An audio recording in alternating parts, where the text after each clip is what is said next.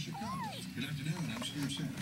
And I'm Dina Bear. We welcome our viewers who are just tuning in around the country on WGN America and those watching from the show. WGN's Tanya Francisco is live at City Hall with more on the decision to change venues for the GA. Dina, this is still a big deal for the city of Chicago. It's just not as huge a deal as it was 24 hours ago. And no one here at City Hall seems to know why President Obama decided to yank the G8 summit. White House officials say President Obama made the call to do it himself, saying he wanted a more intimate setting so that he could facilitate a free-flowing discussion with the other G8 members. Now, many have interpreted that as saying there were too many security concerns here in his hometown. G8 summits are rarely held in big cities like Chicago. Most are held in remote locations where security is easily controlled and to avoid large and violent demonstrations like the summit have attracted in the past. Alderman Bob Fioretti says not very many, if any, in city government got an advance warning about the decision to pull the G8 summit. This was a national security event. No matter which way we look at this, we can't forget it was a national security event.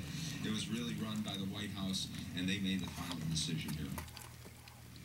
Alderman Fioretti says this morning he's hearing signs of relief from his constituents in the South Loop and the West Loop, because now that it's only the NATO summit that they have to contend with, they'll only have 2 days of inconvenience versus the 5 days they would have had there been both back-to-back summits here.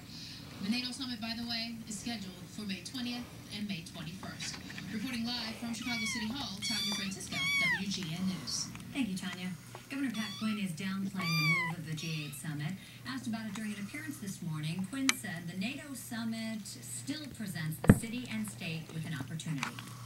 So I think 28 NATO countries and 40 partners of NATO. If you look at the list, Australia is one of the NATO partners. Australia is our fourth leading trading partner in the state of Illinois. I think this is an opportunity for our state in May to interact with 68 nations in one place at one time. And the G8 Summit's change of venue could have an impact on the local economy, local businesses. WGN's Randy Bellosomo is live on Michigan Avenue with all the details on that. Hi, Randy.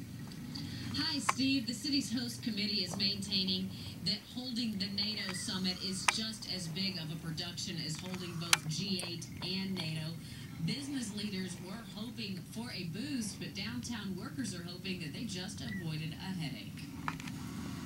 The announcement from the White House to move the Group of 8 summit to Camp David comes just more than 2 months ahead of the planned back-to-back G8 NATO meetings and could put a dent in the potential benefits to Chicago's business climate.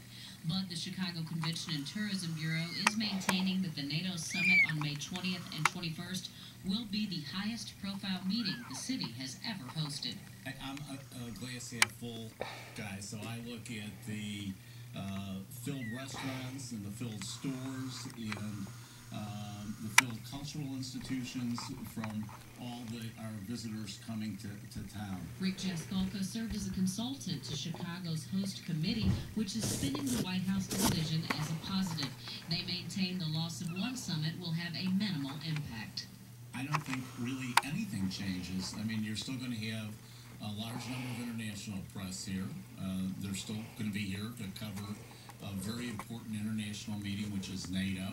There are a lot of ancillary events and activities associated with it. But downtown workers are hoping the relocation lightens the burden of congestion in the area. I just think it's one of the best things that happened in Chicago. Bill Chavez says he has been concerned about getting to his job on Chestnut. Mary Chung takes the